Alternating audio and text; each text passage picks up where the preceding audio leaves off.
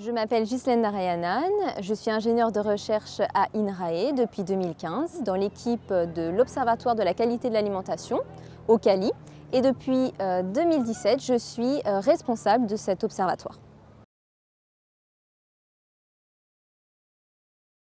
L'OQALI a été créé en 2008 par les ministères en charge de l'agriculture, de la santé et de la consommation. Il est depuis lors mené conjointement avec l'INRAE et l'ANSES. En 2018, l'OQALI est devenu l'Observatoire de l'alimentation et a été inscrit dans la loi française Egalim.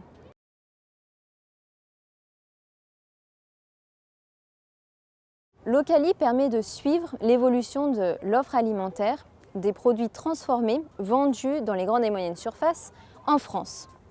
Et pour réaliser sa mission, on constitue une base de données qui rassemble la quasi-totalité des informations que l'on trouve sur l'emballage de ces produits. Il peut s'agir des valeurs nutritionnelles et grâce à toutes ces informations, nous avons réussi à établir un certain nombre d'études dans le cadre de cet observatoire, des études très objectives sur l'évolution de la qualité de certains secteurs alimentaires. Par secteur alimentaire, il peut s'agir des barres céréalières, des céréales pour petit déjeuner, etc. Donc on en a à l'heure actuelle plus de 70 publiés sur notre site internet.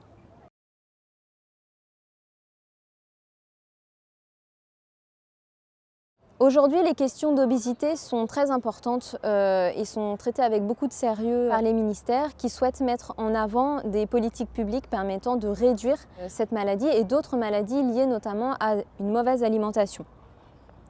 Pour ce faire, ils ont deux canaux d'action. Le premier qui consiste à guider un petit peu le consommateur vers des choix plus sains pour lui, pour sa santé. Et l'autre canal se concentre plus sur des modifications de l'offre, des produits transformés de meilleure qualité pour la santé, moins sucrés, moins salés, pour réaliser des politiques publiques dans ce sens et inciter les industriels justement à améliorer leur offre.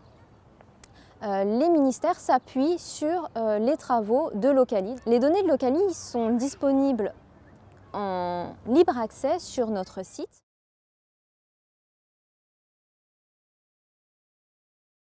La grande avancée qui va voir le jour dans pas très longtemps, c'est la levée de l'anonymat des données mises à disposition par l'OQALI. À partir des données collectées en 2019, l'OQALI les mettra à disposition de manière totalement libre, non anonymée, donc avec les marques, les codes barres, ce qui permettra donc de bien identifier les produits et de bien suivre leur évolution pour tout un chacun. Un autre chantier pour l'OQALI réside dans l'amélioration des moyens de collecte de données. Nous essayons à présent d'opter pour la voie plutôt dématérialisée.